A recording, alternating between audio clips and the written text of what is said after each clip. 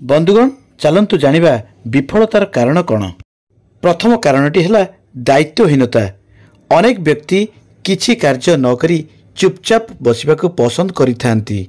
तांकर नीति है कादुओ को जीवार नहीं कि गोड़ धोइबार नहीं। यह मध्य भूली जिबा उचित नुहे कि नो रिस्क नो गेन। जीवन में किछि न करी बसी रहिबा ही एक मस्त बड़ भूल।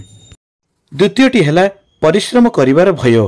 किछि लोक ए दुनिया रे अछंती जे माने सामान्य परिश्रम करने मध्य कुंठाबोध करती, किंतु अध्यवसाय बिना जे किछि प्राप्त संभव नुहे यह प्राय से माने भूली जाती। एमाने कौनसी समस्यार सम्मुखीन हेले सीधा सड़क सेतु ओरी आसती। यह ही सेमानक पई सर्वोत्कृष्ट पंथा। ए समाज रे बहु व्यक्ति अछंती जो माने कार्यटी अधा करी पछकु फेरी आसती। फलरे सेमाने सबु क्षेत्र रे व्यर्थ और विफल होइथांती। तृतीयटी है तुरंत प्राप्तिर इच्छा। मनीष सबुबले तुरंत प्राप्ति चाहे। राताराति किए धनी हेबाकू चाहे तो अन्य कई ता हाथ मुठारे गोटे दिन रे सबुकिछि रखिबाकू इच्छा करे। मात्र प्रति मुहूर्त रे यह संभव होई पारे नहीं। किछि प्राप्ति डेरी रे आसिले मध्य तार यथेष्ट प्रभाव अछि। एहाकू अस्वीकार करिहेब नहीं। चतुर्थटी है सिद्धांतर अभाव।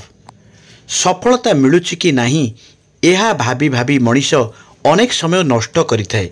साधारणतः आमे अर्थ और सफलता को जेते गुरुत्व देइथाउ आम जीवन रे समय को सेतेटा गुरुत्व देउना।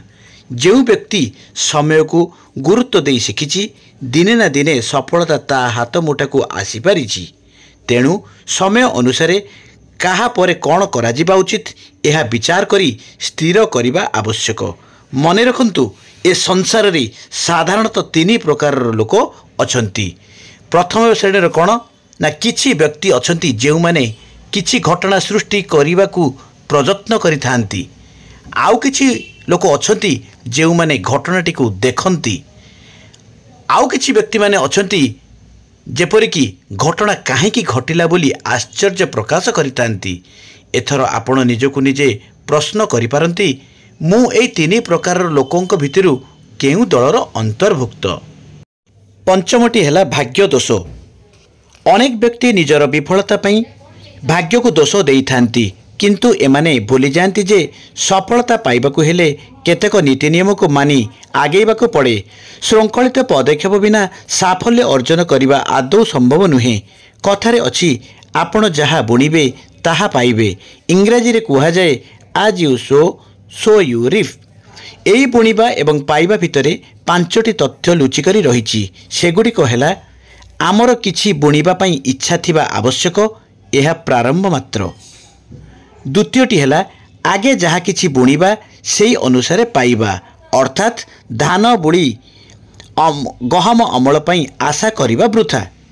तृतीयटी है समय। एहार अर्थ है किछि अमल करिबा पूर्वरु बुणिबा निहाती दरकार। अनेक लोक अछंती जो माने किछि न दे प्राप्तिर आशा सर्वदा रखिथांती। एवं लास्ट होची जड़े कृषक ठीक भावे जाने जे से गोटे दिन मध्यरे बीज बुणी किछि अमल करिपारिबो नाही। एथिपाई समय व्यवधान एकांत अपरिहार्य। अनेक क्षेत्र रे देखा जाए नकारात्मक मनोवृत्तिर लोक माने हठात परस्पर सह सहजरे मिसी जाती एवं गोटे गोष्ठी गढ़ती। एमाने अन्य मानक पई एवं समाज पई जे अत्यंत भयंकर यह स्वीकार करने पड़िबो।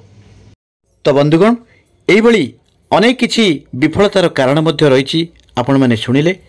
तो आज पई एतिकी पुणी आमे माने देखाबा नेक्स्ट अध्याय रे। से पर्यंत म आपन ठारू विदाय नउची। जय जगन्नाथ।